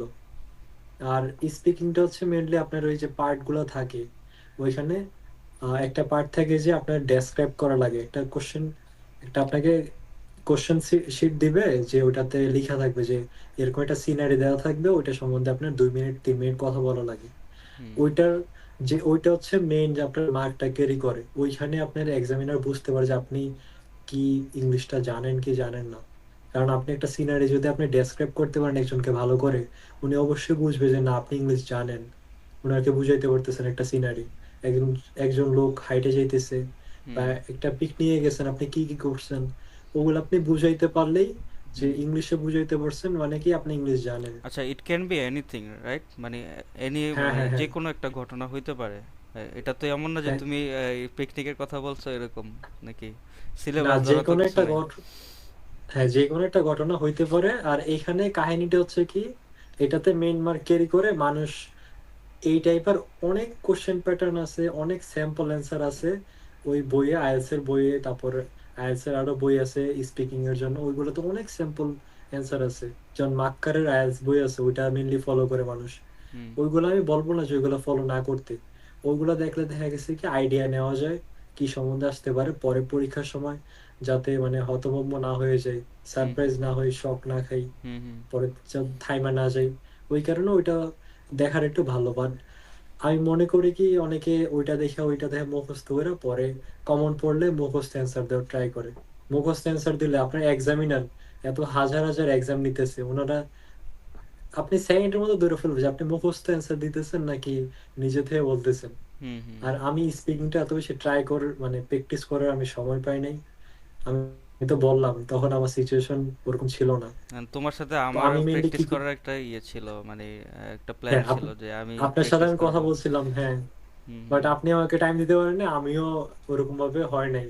হুম। হুম। মানে আমি আপনাকে ওরকম ভাবে জোরও করতে পারিনি, আমারও পরিস্থিতি তেমন ভালো ছিল না। হ্যাঁ, হ্যাঁ। পরে যাই হোক, স্পিকিং এর যে ওই পার্টটাতে, ওইটাতে কি করা লাগে আপনার, মানুষে বলে যে এই 5টা ওয়ার্ড, এই 10টা, এই কমপ্লেক্স ওয়ার্ড তুমি ইউজ করবা, তাহলে তোমার 9 ব্যান্ড দিয়ে দিব স্পিকিং এ। তারপরে এরকম ভাবে কমপ্লেক্স সেন্টেন্স মেক করবা, তারপরে কমপ্লেক্স কম্পাউন্ড সেন্টেন্স মেক করবা, মানে আমি এইসব পুরো মানে গ্রামার। জানতামই না, সিম্পল। হুম। হ্যাঁ, হ্যাঁ, হ্যাঁ, সিম্পল, সিম্পল কমপ্লেক্স কম্পাউন্ড, এই সেন্টেন্স গুলা, মানে এই যে রুলস গুলা কেমনি মেক করা লাগে, এগুলো আমি আইএলটিএস এর জন্য জাস্ট আমি শিখছি ভিডিও দেখে দেখে, ক্লাস 6 7 এর ভিডিও দেখে। আচ্ছা। আমি পারতাম না এগুলা, এমনি আমি ইউজ করতাম, হুম। হুম। কমা দিয়ে ইউজ করা লাগে কমপ্লেক্স সেন্টেন্স, আমি এমনি ইউজ করতাম, আমি জানতাম না। হুম হুম আসলে এই জিনিসটা কি। তখন আমি দেখলাম এগুলো যে ভিডিও দেখছি, অনেক টিউটোরিয়াল দেখছি আমি হুম ইউটিউবে, যে এরকম এরকম ব্যান্ড নাইনের টিপস এন্ড ট্রিক্স, এটা ওইটা স্পিকিং এ এটা করলে ব্যান্ড নাইন পাওয়া যাবে, এই ওয়ার্ড গুলো ইউজ করলে ব্যান্ড নাইন পাবা। অনেক ভিডিও দেখছি, কারণ আমার তো শর্ট টাইম শর্ট, আমার ব্যান্ড নাইন অবশ্যই হায়ার স্কোর তোলা লাগবে। সবার একটা ইয়ে আছে, আমার উপরে আস্থা আছে, সবাই আমার দিকে তাকায় আছে, হুম মামারা হেল্প করতেছে, সবার একটা কি বলবো এটা, মানে একটা সবার একটা আমার উপরে এক্সপেকটেশন আছে আর কি। এক্সপেকটেশন। হ্যাঁ, হুম হ্যাঁ, সবার একটা এক্সপেকটেশন যে আমি ভালো মার্ক করবো, ভালো মার্ক তুলবো, পরে বাইরের জন্য অ্যাপ্লাই করব। হুম হুম এই কারণে আমি অনেক ঘাটাঘাটি করতাম, দেখতাম যে এরকম এরকম ভিডিও, যেটা টিপস এন্ড ট্রিক্স এর ভিডিও। পরে যে শেষমেশ আমি একটা ইউটিউব চ্যানেল, যেটা আমি আমার মেজো ভাই ইয়াসিন ভাই, ওনাকে রিকমেন্ড করছি। আপনিও ছিলেন সাদাত ভাই, আচ্ছা, কি ওনাকে যেন আমি নাম ছিল এটা? রিকমেন্ড করছি। ওইটার নাম হচ্ছে আইএলস অ্যাডভান্টেজ। আচ্ছা। আইএলস অ্যাডভান্টেজ ওইটা এক্স্যাক্টলি জানি না ওই ইউটিউবেরটা দেশের, বাট উনি একটা ইংলিশ স্পিকিং কান্ট্রির। উনি উনি মেইনলি যেটা হচ্ছে রিয়েল, উনি হুম এক্স এক্সামিনার ছিল। রিয়েল যে আহ, ইয়াটা কাজ করে, যে এক্সামিনার কিভাবে মার্কিংটা করে, ওনার থেকে আমি এটা জানতে পারছি। হুম টিপস হুম এন্ড ট্রিক্স এইসব আমি কিছুই দেখি নাই। স্পিকিং এর এখন এটা যেটা আমি বলতেছি, ওই আইএলটিএস অ্যাডভান্টেজে দেখলে আপনি আরো ভালো বুঝতে পারবেন। আমি সিম্পলি যেটা বলবো ওইটা হচ্ছে যে স্পিকিং এর জন্য আপনি কমপ্লেক্স ওয়ার্ড ইউজ করবেন নাকি কমপ্লেক্স সেন্টেন্স মেক করবেন, কেমনে কি করবেন, ওইগুলা চিন্তা করলে আপনি আটকায় যাবেন। আর স্পিকিং এ আটকানোটা সবচেয়ে বাজে একটা জিনিস, তাহলে আপনার ব্যান্ড স্কোর কমে যাবে। আটকাইছেন মানে আটকে থামে গেছেন, বলতেই পারতেছেন না, একটু হালকা পজ নেওয়া যায়, 1-2 সেকেন্ড 5 সেকেন্ড পজ নেওয়া যায়, বাট আপনি পুরো থাইমেই গেছেন হঠাৎ করে, তখন ওইটা দেখা গেছে ব্যাড ইমপ্রেশন ক্রিয়েট করে এক্সামিনেশনের সামনে। আর আমি কি করছি স্পিকিংটাতে, আমি কোনো চিন্তাই করি নাই কমপ্লেক্স ওয়ার্ড ইউজ করতেছি নাই, কমপ্লেক্স সেন্টেন্স মেক করতেছি, পুরা সিম্পল সেন্টেন্স দিয়ে, একদম 90% সিম্পল সেন্টেন্স ইউজ করে আমি পুরোটা স্পিকিং আমার মনের মতো, আমার আচ্ছা যেটা মাইন্ডে আসছে, যে মন থেকে আমার যেটা আসছে, যে এরকম এরকম আমি, যেমন আমি ফ্রেন্ডের সাথে আমি কথা বলতেছি, ফ্রেন্ডের সাথে কথা বললে কিন্তু আমরা খেয়াল করি না যে আমাদের ওয়ার্ড রং হইতেছে কিনা, আমরা হুম। কি কিওয়ার্ড বলতে স্ল্যাং বলে বলতেছি কিনা, এইসব কিন্তু মাথায় আসে না। দ্যাটস দ্য তখন দেখা যাচ্ছে কনফিডেন্ট। ফ্লুয়েন্টলি, হুম ফ্লুয়েন্টলি পুরোটা বলে গেছি, না, নাই কোনো কমপ্লেক্স সেন্টেন্স, নাই কোনো কমপ্লেক্স ওয়ার্ড, পুরো একদম নর্মাল ওয়ার্ড যেটা আমরা ক্যাজুয়ালি ইউজ করি সচরাচর, হুম হুম ওই ওয়ার্ড ইউজ করে ওই ইয়াটা পার করে গেছি। আর পার করে গেছি কি, আমার তো প্র্যাকটিস ছিল না, হুম পুরোপুরি আমি ভালো করে প্র্যাকটিস করতে পারি নাই। আমি শেষ করে ফেলছি আমার 2 মিনিটের বা 2.5 মিনিটের যেটি থাকে স্পিকিং, আমি 1-1.5 মিনিটের মতো করে আমি শেষ করে ফেলছি, মানে আমার বলা শেষ। আচ্ছা। পরে এক্সামিনার আমাকে হেল্প করতেছে, ওনারা কিন্তু আপনাকে চাবে না যে ব্যান্ড স্কোর কম দেওয়ার জন্য, ওনারা আমাকে এরকম ইশারা দিচ্ছে ইন্সপায়ার করতেছে। হাত দিয়ে, হুম হুম হাত দিয়ে এরকম ইশারা, এরকম ইশারা মানে হচ্ছে আপনি আগায় যান, আরো বলেন আরো বলেন, আপনি আপনি কম বলছেন, আচ্ছা। এটা মনে হচ্ছে আপনি কম বলছেন, আপনার আরো বলা লাগবে, তখন হাত দিয়ে ভাবে ইশারা করে যে আপনি চালায় যান। আর হুম। আপনি যখন আউট অফ লাইন, আপনি আউট অফ টপিক হয়ে যাবেন, তখন আপনাকে হাত দিয়ে ভাবে ইশারা করে থামতে বলবে যে আপনি আউট অফ টপিক হয়ে যেতেছেন, মানে ওনারা তো কথা বলতে পারবে না, কেন? পুরোটা এক্সাম রেকর্ডিং হইতেছে, এই কারণে ওনারা আপনারা কিছু মানে হেল্প করতে পারবেন না। আচ্ছা, তোমার এক্সামটা আসলে কিভাবে হয়েছে? এটা কি অনলাইন হয়েছে নাকি সরাসরি? না, না, ফেস টু ফেস ছিল। ফেস টু ফেস, হ্যাঁ, রেকর্ডিং করে এই জন্য হচ্ছে তারা কোনো কথা বলতে পারবে না। রেকর্ডিং করে এই কারণে, এক্সামের যে ইনস্ট্রাকশন, ওনারা জাস্ট ইনস্ট্রাকশন দিবে, এর চেয়ে বেশি ওনারা আপনাকে হেল্প করতে পারবে না, যে তুমি আচ্ছা, অফ টপিক হয়ে যেতেছো, তুমি আর একটু বলো, এইসব বললে ওনাদের চাকরি শেষ। এটা আসলে ভাইবার মতো না, ইন্টারভিউর মতো না আসলে? কি কিরকম হয় এটা? মানে কোশ্চেন থাকে হ্যাঁ, তোমার কাছে, তুমি হচ্ছে জাস্ট কোশ্চেন অনুযায়ী আনসার করবা আর সে হচ্ছে ইনস্ট্রাকশন দিবে, এরকম? না, এটা হচ্ছে জিনিসটা কি, আমি তো সেকেন্ড পার্টের মেইনলি আমি সেকেন্ড পার্টের কথা বলতেছিলাম। হুম ফার্স্ট পার্টে আপনার ইন্ট্রোডাকশন নিবে, আপনার নাম কি, আপনি কোথায় থাকেন, আপনার ডেট অফ বার্থ কি, তারপর আপনার আপনার সম্বন্ধে নর্মাল জিনিস, আপনার হবি কি, বা আপনি কি খাইতে পছন্দ করেন, আপনার পছন্দের কালার কি, মানে সিম্পল জিনিস আপনার সম্বন্ধে। ফার্স্ট সেকশনটা পুরো আপনার রিলেটেড হবে, মানে হুম আপনি আপনার সম্বন্ধে, যে আপনি ধরেন যে বললো যে আপনাকে একটা বন্ধু একটা গিফট দিছে, একটা ব্যাগ গিফট দিছে, আপনি কিরকম ব্যাগ পছন্দ করবেন গিফট নিতে, মানে সিম্পল কোশ্চেন, আপনার রিলেটেড আপনার কেন্দ্রিকই কোশ্চেনটা হবে। ওই আচ্ছা। ইন্ট্রোডাকশন পার্ট, হুম। ওইটা দেওয়ার আরেকটা জিনিস হচ্ছে আপনার আইডেন্টিটি চাবে, তখন পাসপোর্টটা শো করা লাগে। এইটুকু, এটাতে ফার্স্ট পার্ট কমপ্লিট হয়ে যায়। আচ্ছা। পরে সেকেন্ড পার্টটা হচ্ছে আপনার একটু একটা টপিক দিবে আপনাকে, টপিক দিয়ে বলবে যে এই টপিকে আপনার কিছু বুলেট পয়েন্ট দেওয়া থাকবে, যে এই বুলেট পয়েন্ট গুলো থাকে মানুষের একটু ভুল ধারণা কি, বুলেট পয়েন্ট গুলো মনে করে যে সবগুলো পয়েন্ট সিরিয়ালি টাচ করেই প্রত্যেকটা পয়েন্টে আমার ডেসক্রাইব করা লাগবে। এইটা হচ্ছে একটা ভুল ধারণা। ওইখানে বুলেট পয়েন্ট বলতে ওখানে কোশ্চেন থাকে। ধরেন ইভেন্টের মধ্যে what was the name of the event, what did you do in that event, who did you spend the time with most, মানে হুম। এরকম কিছু কোশ্চেন দেওয়া থাকে আপনাকে হেল্প করার জন্য। মানুষ মনে করে যে এগুলো সবগুলো আমার টাচ করা লাগবে, সবগুলো সম্বন্ধে ভালো করে আমার বলা লাগবে। জিনিসটা এরকম না। আপনি আগে পরে বলবেন জিনিসটা টাচ করছেন কি করেন না, এইসব কোনো ম্যাটার করে না। বাট ওইটা জাস্ট আপনাকে help করার জন্য, আপনার ট্র্যাকে রাখার জন্য, ওই টপিক কেন্দ্রিক রাখার জন্য আপনাকে ওই বুলেট পয়েন্ট গুলা দেয়। ওই কোশ্চেনটা আপনাকে দিয়ে বলবে যে তোমার 1 মিনিট টাইম আছে, তুমি এটা একটু দেখো, দেখে তুমি পরে 1 মিনিট পরে তুমি কথা বলা শুরু করো। হুম। হুম। এটা সম্বন্ধে ডেসক্রাইব করতে বলে। 1 মিনিট টাইম দিয়ে কোশ্চেনটা দেখার পরে ডেসক্রাইব করতে বলে।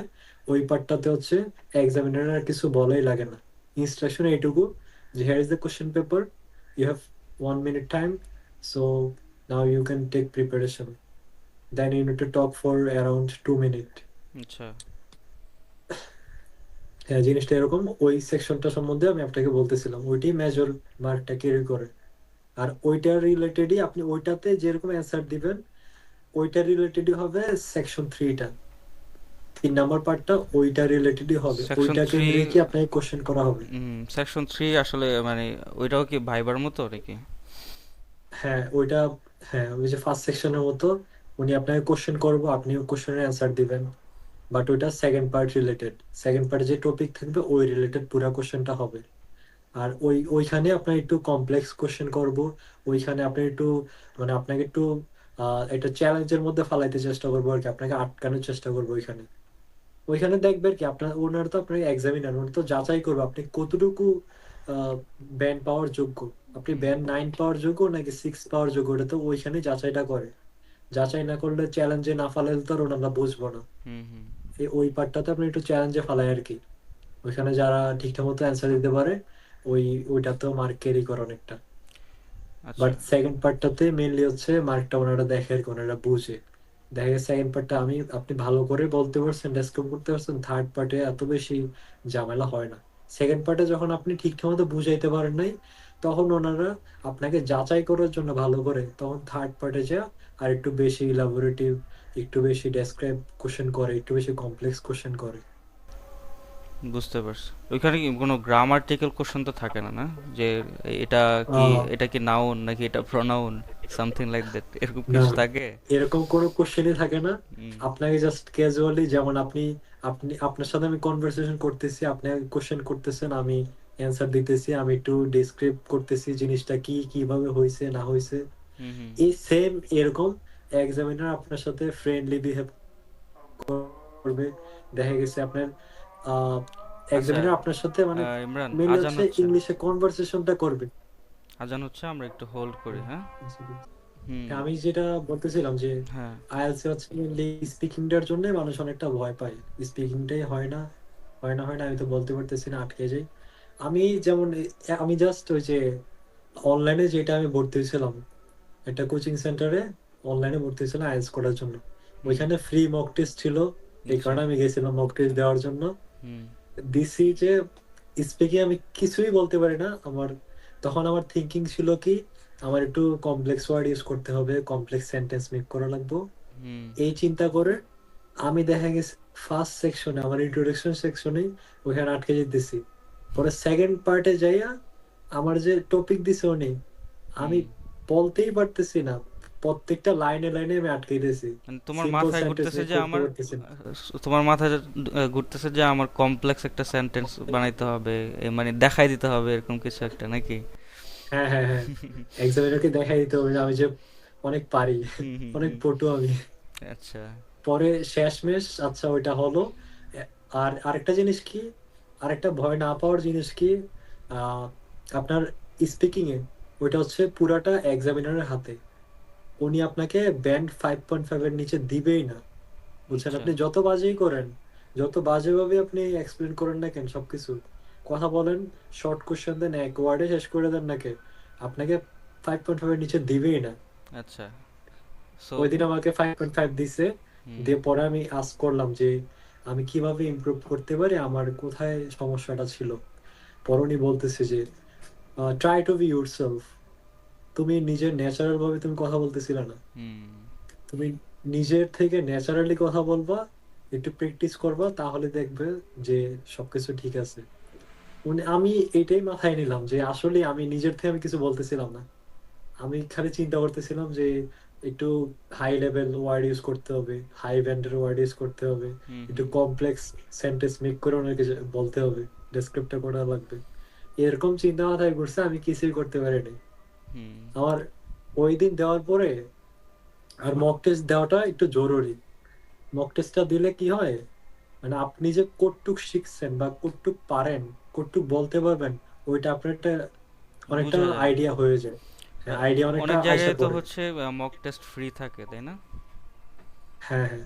হুম আপনার অনেক জায়গায় কি, অলমোস্ট সব কোচিং সেন্টারে যেগুলাতে কোচিং করে মানুষ হুম ভর্তি হলো, ওখানে প্যাকেজের সাথে থাকে যে এতটা মক টেস্ট ফ্রি। ম্যাক্সিমাম জায়গায় এটা দেয় মানুষকে, ওই আকর্ষণ করার জন্য মেনলি দেয় আর কি। হুম হুম মক টেস্ট এতগুলা ফ্রি। আপনার বুঝতে পারছি। মক টেস্ট এত দেওয়া লাগে না, জাস্ট এই যেটা বললাম, আমি একটা জাস্ট মক টেস্ট দিলাম, ওইটা থেকে আমার ধারণা হয়ে গেছে যে আমি কতটা বাজে ছিলাম তখন স্পিকিং এ। তখন আমার একটা আইডিয়া হয়ে গেছে। এটা অনেক ইম্পর্টেন্ট যে পর- আসলে নিজের কাছে নিজে কিরকম, ঠিক আছে, আমি আসলে বুঝতেছি কিনা যে আমি আসলে কতটুকু আগাচ্ছি, কতটুকু কি করতেছি। এটা অনেক ইম্পর্টেন্ট। অনেকে এটা বুঝে না। অনেকে মনে করে যে আর আমি তো ভুল করতেছি না, এক্সামিনার আমার উপর চাপাই দিছে, এটা করছে সেটা করছে। মানে হ্যাঁ, অন্যকে ব্লেম করা শুরু করে, তার নিজের দোষটা সে দেখে না, ঠিক আছে? আমরা অনেক সময় নিজের দোষটা দেখি না, না দেখে কি করি, এই স্যার তো এরকম ছিল, এক্সামিনার এরকম ছিল, এই জন্য হয় নাই, ওই কারণে হয় নাই, এই কারণে হয় নাই। বাট ওই যে আমি যে আসলে হ্যাঁ, হ্যাঁ। ভুল করতেছি, এটা আসলে আমি বুঝতেছি না। সো না, এটা আপনি অনেক যে স্যারের কথাটা ইম্পর্টেন্ট। বললেন না, হুম আপনি স্যারের কথাটা যে বলছেন, এই হুম যে আমি এটা বলতাম, আচ্ছা অনেকে বলে যে ম্যাম পড়লে এক্সামিনে যদি ম্যাডাম থাকে, ওনারা অনেক রাগী, ওনারা অনেক সিরিয়াস মোডে থাকে। হুম যারা সিরিয়াস থাকে তারা ব্যান্ড কম দেয় সবসময়, যারা একটু ফ্রেন্ডলি হাসি খুশি থাকে তারা বেশি ব্যান্ড স্কোর দেয়। জিনিসটা এরকম না। আচ্ছা জিনিসটা হচ্ছে যে যারা আপনার ওই ধরেন যে যারা ইংলিশ ইংলিশ স্পিকিং কান্ট্রি থেকে, যারা হচ্ছে ওই ধরেন আহ, আমেরিকা আর কানাডা, না হয় ইংল্যান্ড থেকে, ওরকম এক্সামিনার থাকে যারা বিদেশি এক্সামিনার। হুম হুম মানুষ মনে করে যে বিদেশি এক্সামিনার হইলে বেশি মার্ক দেয়, দেশিরা কম মার্ক দেয়। আচ্ছা কারণ দেশিরা যারা বাংলাদেশের এক্সামিনার, ওনারা সিরিয়াস মোডে থাকে সবসময়। হুম হুম আসলে জিনিসটা এরকম না। হুম সিরিয়াস কেন থাকে, ওনারা সিরিয়াস এই কারণে, আপনার আপনার কথাটা ওনারা কনসেন্ট্রেশন দিয়ে শুনতেছে, প্লাস মার্ক করতেছে, এই কারণে ওনারা সিরিয়াস। আর যারা হচ্ছে বিদেশি, ওনারা হচ্ছে যে ওনারা তো জানেই, ওনারা জাস্ট আপনি কোথায় ভুল করতেছেন ওনারা হাসতে হাসতে ধরে ফেলতে পারবে। হুম হুম ওনাদের ওনাদের এত সিরিয়াস হওয়ার কোনো প্রয়োজন নেই, কারণ ওনাদের এটা মাতৃভাষা। হুম ওনারা এই কারণে ফ্রেন্ডলি ভাবে থাকে। দেখা গেছে ওনারা মার্কিং এভাবে করে ফেলতে পারে। ওনাদের এত সিরিয়াস ভাবে শোনা লাগে না, এত কনসেন্ট্রেশন দেওয়া লাগে না, যেটা কিনা যারা দেশের টিচার, দেশের এক্সামিনার, ওনারা যতটা সিরিয়াস থাকে। আর যারা সিরিয়াস থাকে, আমি যেটা জানি, যেটা বলবো যে যারা সিরিয়াস থাকে, ওনারা সিরিয়াস মানে হচ্ছে আপনারটা ওনারা অতটা কনসেন্ট্রেশন দিয়ে শুনতেছে, শুনতেছে মানে আপনারা ইন্টারেস্ট দিতেছে। আর ওনারা ওরকম ভাবে মার্কিংটা করে ওনারা, অথচ ওনারা হচ্ছে যে আপনার বিদেশিদের থেকে বেশি মার্ক দেয়। দেখা গেছে বিদেশি গুলো যে আপনি 5.5 পাবেন, দেশিরা দেখা গেছে 6.5 7 পর্যন্ত দিয়ে দিতেছে। আচ্ছা। সো ওইটা মানে তারা হচ্ছে ভুল বুঝে আর কি, তাই তো? হ্যাঁ, হ্যাঁ, হ্যাঁ। হুম হুম আর সিরিয়াস মোডে থাকে দেখে আরো ভয় পেয়ে যায় যে সিরিয়াস আছে। আমি এত হাসি হাসি খুশি ভাবে ইয়া করতেছি, অ্যান্সার দিতেছি, উনি তো কোনো রিয়েকশনই দিতেছে না, পরে আরো ভয় পেয়ে যায়। আমি একটা জিনিস রিলেট করতে পারতেছি। যেমন আমি ইন্টারভিউ দেই, আমি অ্যারাউন্ড তোমার অনেকগুলো ইন্টারভিউ দিছি, 20-25টার উপরে হবে। সো সেই ক্ষেত্রে আমি কয়েকটা ইন্টারভিউ আমার হোটেলে দেওয়া হয়েছে, মানে বাংলাদেশে বিভিন্ন হোটেল থাকে না, 3 স্টার 5 স্টার হোটেল, থ্রি হ্যাঁ। স্টার না, 5 স্টার 4 স্টার। সো তাদের এখানে আমি গ্রাফিক ডিজাইনার হিসেবে হচ্ছে অ্যাপ্লাই করেছিলাম আর কি। সো আমি যখন ইন্টারভিউতে যাই, আমি দুইটা এরকম গুলশানে পাইছি আর কি। উম, দুইটা হোটেল, এমন নাম করা হোটেল। সো তাদের একটা ইয়ে থাকে কি, তারা খুবই ফ্রেন্ডলি হয় and খুবই ফ্র্যাঙ্ক হয়। আর তাদের সামনে হচ্ছে ইন্টারভিউটা দিতে আমার খুবই স্বাচ্ছন্দ্য বোধ হয়। যে তারা হচ্ছে আমাকে মোটিভেট করে অনেক সময়। আমি হয়তো বলতে পারতেছি না, আমি একটু নার্ভাস, ঠিক আছে? সো আমি যাতে নার্ভাস না হই, তারা সেই চেষ্টাটা করে বা সেভাবে তারা ফ্রেন্ডলি বিহেভ করে। সো আমাদের ক্ষেত্রে এই জিনিসটা আসলে কাজ করে, আমরা যারা বাংলাদেশে থাকি। যে একটু সিরিয়াস মানে হচ্ছে সে অনেক কড়া হবে, ঠিক আছে? অনেক মানে গম্ভীর হবে, ঠিক আছে? তো আমরা আসলে ওই যে তুমি যেটা বললা না, যে আসলে তারাই আসলে বেশি কনসেন্ট্রেশন দিতেছে, তারা আসলে বেশি ইন্টারেস্টেড, ঠিক আছে? বাট আমরা আসলে ওইভাবে চিন্তা করি না, আমরা চিন্তা করি আসলে যে এই হচ্ছে বেশি সিরিয়াস, একটু গম্ভীর ভাবে আছে, তার মানে হচ্ছে সে অনেক কড়া, সে হয়তো আমাদেরকে নাম্বার কম দিতেছে, মানে আমরা তাদেরকে ডেভিলের পর্যায়ে নিয়ে যাই আর কি অনেক সময়, ঠিক আছে? So it's not like that, right? হ্যাঁ। So, এখন হচ্ছে সব কথা শেষ কথা আপনার স্পিকিংটার জন্য, যেটা হুম কিনা আমরা বেশি ভয় পাই। এটাতে হচ্ছে আপনার আপনার এরকম না যে আপনি প্র্যাকটিস করেন নাই, আপনি জাস্ট কোনো রকম ইংলিশ জানেন, আপনি যা বসলেন এক্সামিনারের সামনে বই সব বলে দিয়ে আসতে পারবেন, এরকম না। আপনার ডেলি অল্প অল্প করে প্র্যাকটিস করা লাগে, নিজে নিজে করেন আর কার সাথে করেন, অল্প অল্প ডেলি ডেলি করা লাগে। বাকি যেই লিসেনিং রাইটিং রিডিং ওই পার্টগুলো করার টাইমে দেখা গেছে স্পিংটা রাখা লাগে। ডেলি ডেলি দেখা গেছে আপনার ওই, যেমন ইউটিউবে চ্যানেল আছে, হুম যারা চ্যানেলে ভিডিও আছে যেগুলো হচ্ছে কি আহ, ওইখানে কনভারসেশন মানে ডায়ালগ আপনার লেখা থাকবে স্ক্রিনে। হুম ওই যে কন্টেন্ট ক্রিয়েটর, উনি একটা ডায়লগ বলবে, তখন আপনার স্ক্রিনে আরেকটা ডায়লগ আসবে যেটা আপনার জন্য আপনি বলবেন। সেটা যখন প্র্যাকটিস করবেন ওনাদের সাথে, তখন দেখা গেছে আহ ওইটাই আমি করছি মেনলি। আমি ওইটা ছাড়া কোনো প্র্যাকটিস করার আমি সুযোগ পাইনি যে কারোর সাথে করব। আচ্ছা, বা ওগুলো কি বাংলাদেশি চ্যানেল আছে নাকি? না, আমি বাংলাদেশি বাংলাদেশি চ্যানেল ফলো করলে তো আপনি অ্যাকসেন্টটা, তারপর হচ্ছে যে উচ্চারণটা ওইটা পুরোপুরি পাইবেন না। এই কারণে আমি বিদেশি চ্যানেল ফলো করতাম। আচ্ছা, বুঝতে পারছি। এটা সার্চ দিলে হয় যে স্পিকিং প্র্যাকটিস, এটা সার্চ দিলেই আসে এরকম। এমনিতে তোমার কোনো দেন রিকমেন্ডেড চ্যানেল আছে কিনা? রিকমেন্ডেড চ্যানেল এখন তো মনে আসতেছে না। আচ্ছা, যাই হোক। রিকমেন্ডেড চ্যানেল একটা ছিল, ওইটা আমি অবশ্য রিকমেন্ড করছি অনেকজনকেই, হুম হুম যে এইটা এটা আমি রিকমেন্ড করছি অনেকজনকে, যে এই চ্যানেলটা আমি এইটা দেখে করছি, এটা দেখে কর, এটা সুবিধা হবে, এরকম আমি রিকমেন্ড করছি অনেকেরই। আচ্ছা আচ্ছা, বুঝতে পারছি। সো এখানে হচ্ছে মেইনলি ইম্পর্টেন্ট হচ্ছে যে আহ, আমাদের কোনো ভয় রাখা যাবে না, মাইন্ডসেটটা ওইভাবে করতে হবে যে আসলে ইটস আ ল্যাঙ্গুয়েজ।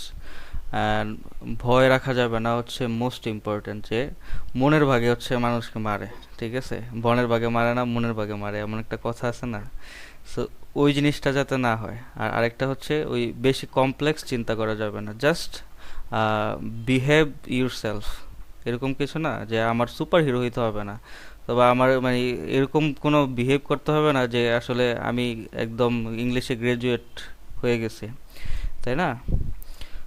এটাই তো না? হ্যাঁ হ্যাঁ, এটাই। হুম হুম আপনারা মানে ওরকম সিরিয়াস হওয়া লাগবে না, আপনি জাস্ট নর্মালি ক্যাজুয়ালি যে কথা কার সাথে কনভারসেশন করতেছেন, এখানে থাকবে কি আপনি ফ্রেন্ডের সাথে কনভারসেশন করতেছেন। আর অবশ্য এক্সামিনার যখন সামনে থাকে, তখন তার ওই ফ্রেন্ডলি, ওই আর যে ফ্রেন্ডের সাথে নিজের করতেছি নিজের ওইটা তো মধ্যেই যে আসে না। মনের মধ্যে একটা নার্ভাসনেস কাজ করে। হ্যাঁ হ্যাঁ হ্যাঁ, হুম হুম নার্ভাসনেস কাজ করে ওইখানে। আমি একটা এটাই বলবো যে আপনি ন্যাচারালি, হুম আপনি কমপ্লেক্স সেন্টেন্স কমপ্লেক্স ওয়ার্ড এইসব কিছু তখন চিন্তা করা যাবে না। হুম ন্যাচারালি যা মনে আসে, যেভাবে আসে, গ্রামার ঠিক হয়েছে কি হয় নাই, পাস্ট টেন্স জায়গায় প্রেজেন্ট টেন্স করে ফেলছেন, এগুলো মানে চিন্তাই করা মানে যাইব না তখন। তখন দেখা গেছে জাস্ট ফ্লুয়েন্টলি কথা বলতেই হইব। মানে ফ্লুয়েন্টলি বলতে কি আপনি আটকাইবেন না, এরকম না যে স্পিডে পুরা আমার আসলে কোনো ইংলিশ। টেনশন করার দরকার নেই, আমার ফ্লুয়েন্টলি বলতে হবে কিনা এটাও আসলে আমার মনে হয় যে টেনশন করার দরকার নেই। ওইটা না, আবার চিন্তা এটাও করলে আবার টেনশন মনে করার হবে দরকার যে নাই। আমি মনে হয় একটু স্লোলি বলতেছি আর একটু ফ্লুয়েন্ট হইতে হবে, তো ফ্লুয়েন্ট হইতে যায় দেখা গেছে যে মুখে বাইরে গেছে এরকম না, হওয়ার। ফ্লুয়েন্টের হুম কথাটা ফ্লুয়েন্টলি বললাম এই কারণে আমি ওইটা ক্লিয়ার করতেছি। হুম হুম যে ফ্লুয়েন্টলি বলার এটা হচ্ছে যে আপনি অনর্গল, অনর্গল বলতে আপনি আপনার পেসে আপনি নর্মাল যে স্পিকিং করেন, স্লোলি আপনি যেভাবে স্লোলি করেন বা ফাস্ট করেন যেভাবেই করেন, আপনি আপনার মতো করে বলে যাবেন, একাধারে বলে যাবেন। হুম। আপনি এরকম না যে থামা ইংলিশম্যানদের যাবে মতো না। স্পিডে বলতে। হুম হ্যাঁ, ইংলিশম্যানদের মতো যে আপনি স্পিডে একটার সাথে একটা মিলায় বলবেন, হুম। ওরকম এত এক্সপার্ট হওয়ার দরকার নেই। হ্যাঁ, তখন আবার আপনি মনে হবে যে ন্যাচারালি, মুখস্থ বলতেছে। হ্যাঁ হ্যাঁ হ্যাঁ, তখন এই একটা সমস্যা মনে হয় যে আপনি মুখস্থ বলতেছেন, হুম মুখস্থ করে আসছেন, ওইটা জাস্ট এখানে ছাইড়ে দিতেছেন। হুম হুম এটা হচ্ছে ঝামেলা।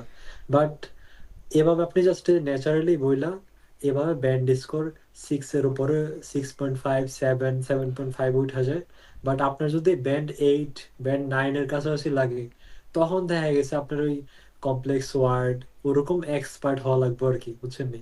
হুম হুম। তখন দেখছি ওরকম ভাবে টাইম দেওয়া লাগে, ওরকম ভাবে শিখা লাগে, ভোকাবুলারি নেওয়া লাগে, এখন তো নিয়ে বেশিরভাগ তারপর। জায়গায় হচ্ছে তোমার 6.5 এর মতো হইলেই হয় নাকি? রিকোয়ারমেন্ট কিরকম সিক্স থাকে? পয়েন্ট ফাইভ না, আপনার ম্যাক্সিমাম জায়গায় রিকোয়ারমেন্ট থাকে নো লেস দেন 6, অ্যাটলিস্ট 6 থাকা লাগবে। আচ্ছা।